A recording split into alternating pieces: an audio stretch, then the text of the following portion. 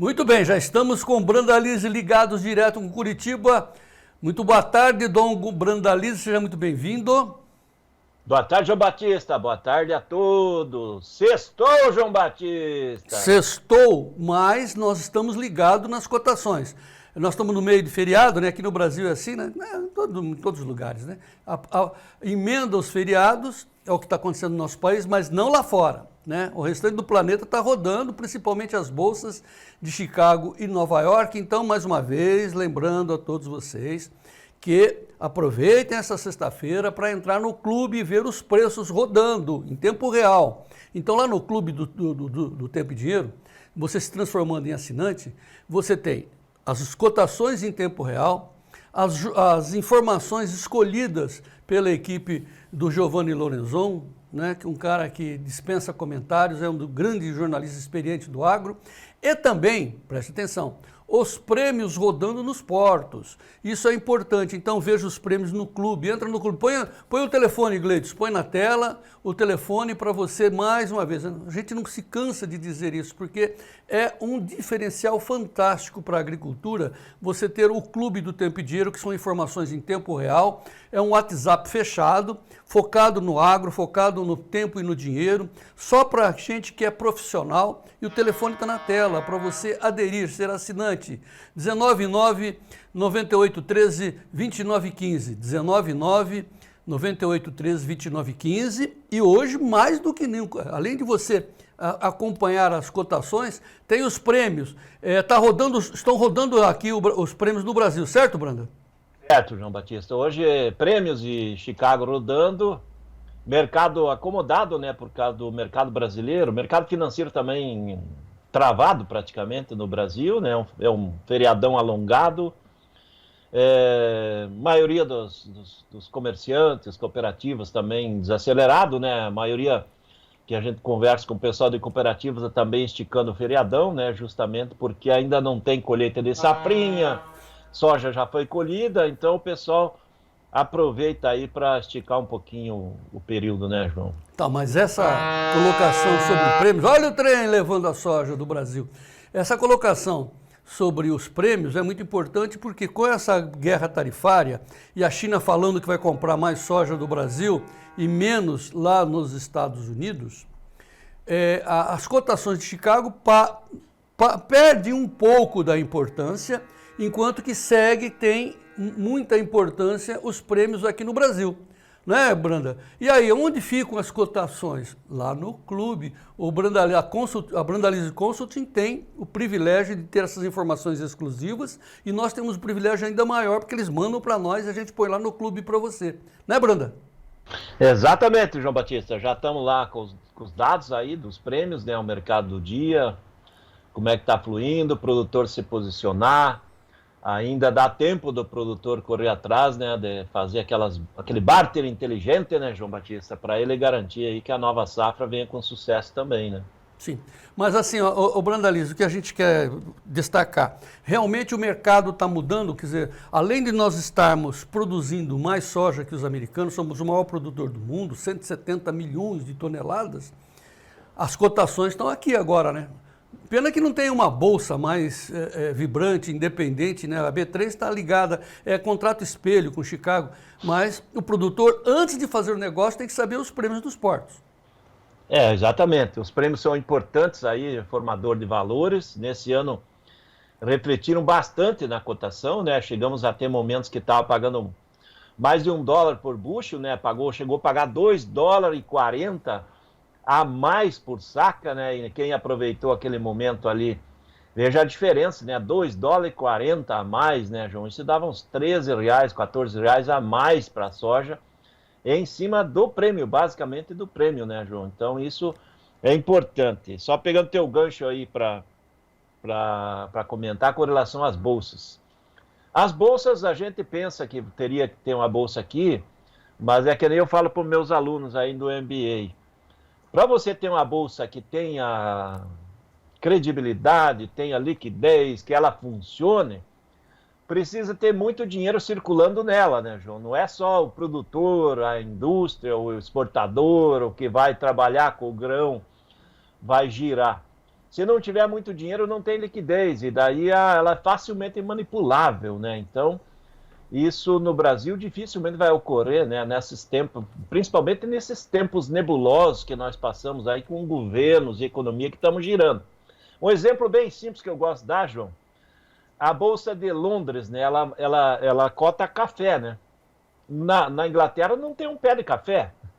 Só para dar um panorama, né, João? Muito bem. Então, agora sim, aliás, pessoal, o Branda já deu uma informação preciosa, aí, quase $3 de diferença dos prêmios que estavam nos prêmios, estavam nos preços também. E o pessoal deixa, né, os $3 vazar aqui, não é isso? $3,40, você falou? $2,40 no melhor momento. Quase 2,5, redonda 2,5. $2,5, né? Então passa assim pelo meio dedo, você fica olhando e fala, olha que interessante, tá bom. E aí os caras do outro lado pegam, né? Então o preço não desaparece. Mais uma vez, por favor, aprendam a fazer hedge. O Belinello está voltando e nós vamos reabrir uma classe para você aprender a entender o que é hedge, como é que se faz put, como é que se trava os preços contra a baixa ou como participar das altas, né? Seja o produtor rural muito bem informado através aqui da nossa equipe do Tempo e Dinheiro. Branda, resumo da soja, perspectiva para a semana. Olha, João Batista, semana que vem, a primeira semana efetiva de maio, né? Normalmente é uma semana que começa a se definir a reta de plantio americano, né? O clima americano vai ganhar forças na semana que vem. Há indicativos que o clima vai favorecer o plantio, então não se espera grandes novidades com relação ao avanço do plantio, que vai seguir dentro da normalidade. E nós vamos depender de alguma notícia nova da guerra comercial entre China e Estados Unidos. Por enquanto está tudo emperrado, está travado, e com isso o mercado da soja ficando aí nessa janela. Agora está na janela dos $10 aos 10,5 aí a maioria das posições, e deve tentar ficar por isso aí, João. Não espero que tenha grandes novidades. A novidade provavelmente que vai dar fôlego, e quando virá, ela será de uma possível aproximação. Não precisa fazer acordo comercial aí para encerrar a guerra entre China e Estados Unidos, mas ele precisa ter uma aproximação, de assim, uma equipe americana foi à China para negociar, ou a equipe do governo chinês veio aos Estados Unidos para negociar. Só isso já é suficiente para nós termos uma valorização de pelo menos 50 pontos em Chicago, João. Até lá, nós vamos ficar nessa situação. O safra brasileira está fechando, colheita já estamos na reta final, nós vamos entrar aí nesse começo de maio com menos de 3%, 2,5% para colher da safra cheia, muita soja negociada, muita soja por negociar, e mercado acomodado nesse começo de mês, porque tem muita gente que tem dívida ainda em maio, né, João? Então, pelo menos essa primeira quinzena de maio vai ser pressionada. Só para fechar, esse mês de abril que encerrou, ele trouxe as cotações agora praticamente para o fundo do poço, tanto o balcão como o mercado de lotes, Porto, ele trouxe para o patamar mais baixo aí da temporada. Podemos apontar por causa do prêmio que voltou, né? O prêmio spot aí agora é 25 do comprador, ele pagou 100, só para dar uma ideia. O dólar veio aí para baixo 5,70 também, já pagou R$6. E com isso, o produtor que dependeu de vender agora na última hora vai ter mais uma semana difícil. Não acredito que essa nova semana vai ser uma semana de valorização efetiva da soja, porque o ambiente e os fundamentos, todos eles não tem nada assim para mostrar de positivo. Safra americana vai plantar em ritmo acelerado, isso que é esperado, e não acredito que a China venha aí nessa semana, João. Só para comparar, fechando, a soja do melhor momento no Porto, na posição junho, pagou 150, aí é um começo de março. Hoje ela está pagando 134, são R$16 a menos. Pois é, lá no Paraná está com R$8 a menos em 8 dias, vem caindo. Também o pessoal lá do Mato Grosso, você sabia que lá o pessoal de Alta Floresta, eles estão com áreas de soja maior que Sorriso? O novo grande polo da soja no Mato Grosso, Alta Floresta, né? Lá do norte para o lado esquerdo, né, para o oeste. E lá também o pessoal não esperava, mas deveria contar com isso, né? Porque essa época do ano é sempre assim, né? Tomar um tombo, está abaixo de R$100 a saca lá, o pessoal está desesperado, não paga o custo e tal. Até quando vai isso, hein, Branda? O pessoal tem que aprender a fazer hedge.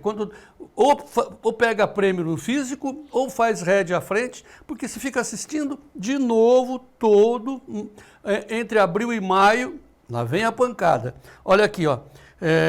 O Juliano Durigon, lá de Corbélia, está passando. Soja, norte do Paraná, né, em Corbélia, R$113, milho 58, trigo 82, dólar a 5,61. Em 8 dias, R$8 abaixo no balcão.